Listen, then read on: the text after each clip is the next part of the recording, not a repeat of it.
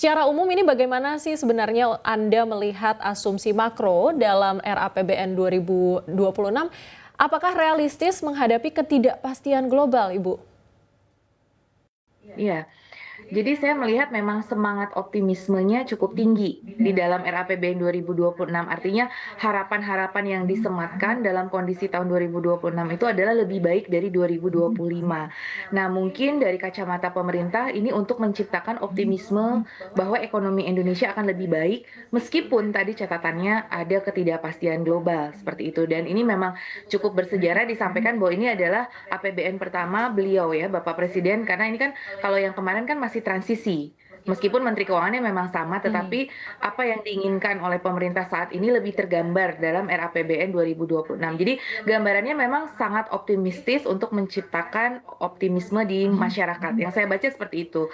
Nah, kalau pertanyaannya realistis atau tidak, memang itu di tengah ketidakpastian cenderung lebih optimistis dibandingkan kemungkinan realisasinya. Kemungkinan seperti itu. Tetapi ya saya tidak bisa menjudge seperti apa, ya itu sah-sah saja Mhm. pemerintah ingin memiliki tentunya semangat optimisme untuk masyarakat itu tentu hal yang bagus ya. Kita ingin kemandirian ekonomi. Jadi itu menunjukkan kita ingin lebih bagus lagi ekonominya dan ekonominya lebih mandiri lagi. Hmm. Seperti itu. Nah, tapi artinya tidak bisa hanya disertai dengan optimisme saja, tapi kerja keras dan upaya yang luar biasa untuk mencapai itu juga yang harus digaungkan gitu, bukan hanya optimismenya saja, supaya optimisme ini menjadi realistis, seperti itu. Baik, Putri Lisa, tadi kan Anda sampaikan memang optimismenya ini cukup optimistis begitu ya dari era PBN Pak Prabowo, Pak Presiden yang pertama untuk tahun 2026. Nah, dari sisi lain begitu, apakah ada risiko yang paling menonjol bagi perekonomian Indonesia di 2026, baik dari sisi global, geopolitik, suku bunga, kemudian juga harga komoditas, maupun dari domestik sendiri?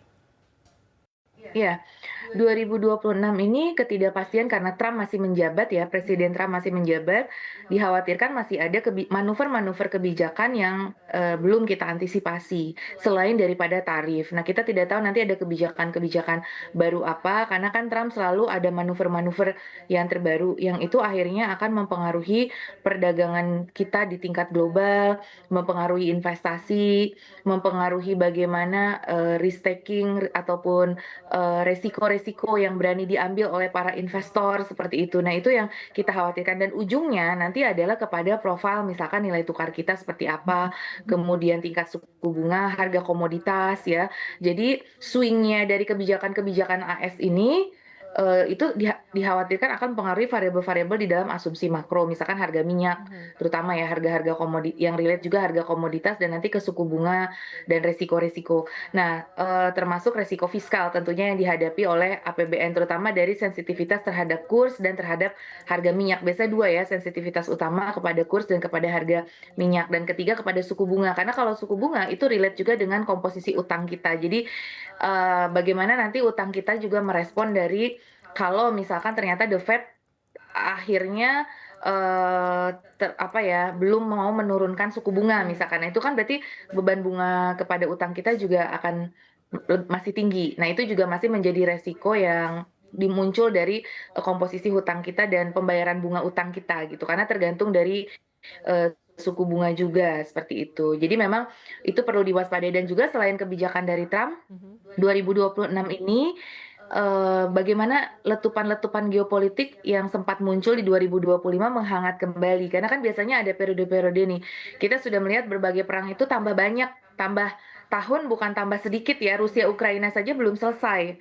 Masih, apa namanya, up and down, masih muncul gitu, nanti reda lagi. Nah, itu ditambah dengan Iran Israel, ditambah dengan kemarin bahkan terdekat di kita India Pakistan dan juga Thailand dan Kamboja, itu letupan-letupan kecil. Nah, ini kita 2026 eskalasinya apakah masih akan panas seperti itu gitu. Nah, kita khawatirnya belum berakhir dan ada kekhawatiran itu bisa muncul lagi gitu. Nah, itu bagaimana menghadapi itu kita harus antisipasi. Tidak bermaksud menakut-nakuti tapi Ya. tetap kita harus waspada. Artinya bahwa panasnya geopolitik dunia di 2026 itu menjadi ancaman resiko yang bukan kecil gitu yang harus kita siapkan seperti itu. Iya, Bu Telisa ini benar, letupan-letupan itu kan belum bisa kita ukur begitu ya di 2026 tuh seperti apa. Kita lihat juga di Timur Tengah, di Ukraina ini sepertinya belum ada titik tengahnya begitu ya.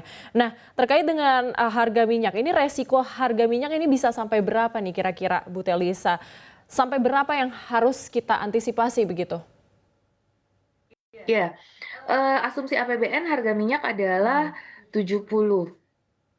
Iya, 70 USD per barrel, kalau tidak salah kemarin kami baca tuh 70, sedangkan target 2025 kan memang di kisaran 80, tapi kan kenyataannya belum sampai 80 gitu secara rata-rata ya. Jadi artinya masih di kisaran 70 itu mungkin masih realistis seperti itu. Jadi, cuma itu tadi kalau misalkan, tiba-tiba ada penutupan Selat Hormuz ya, kemarin kan yang kita khawatirkan di Ya. 2025 ketika perang Iran Israel itu terjadi, itu akan ada penutupan dari Selat Hormuz. Kemarin sudah ada pernyataan dari Israel ingin terus melaksanakan Betul. genocidnya. Mereka ingin menghancurkan dan memusnahkan kota Gaza Palestina gitu kan. Berarti kan ini bisa memicu kemarahan dari Iran gitu ya dan negara-negara yang mendukung Palestina ya. Nah, ini juga kita khawatirkan. Nah, itu potensi-potensi seperti itu. Apakah kemudian nanti Selat Hormuz itu jadi ditutup atau tidak? Apabila itu jadi, itu tentu akan mempengaruhi kepada harga minyak yang bisa melonjak seperti itu. Jadi ada resiko. Nah, maksimum sampai berapa? Saya masih melihat di kisaran maksimum masih di bawah 100 USD per barel karena Oke. kita dari posisi kan 70-an. Jadi ya meskipun ada kenaikan juga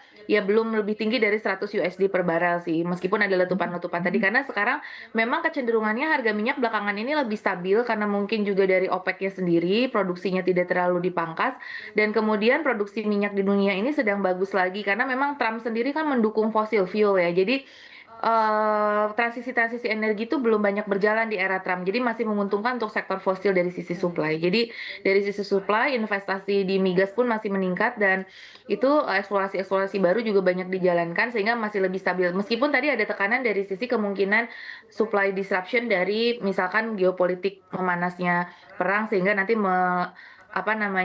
melebar kepada kemungkinan penutupan selat-selat Hormuz atau selat-selat lain yang mempengaruhi di dalam jalur perdagangan minyak itu sendiri. Nah, kemudian kita jangan lupa sudah ada komitmen impor migas dengan AS.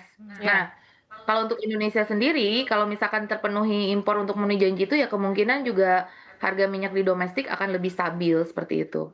Jadi, setinggi-tingginya kalau saya melihat ya 80, 90 gitu itu resikonya maksimum di situ sih, masih di bawah 100 USD per barel. Baik, jadi kenaikan tersebut mungkin tidak begitu memberatkan begitu ya pengusaha di dalam negeri khususnya.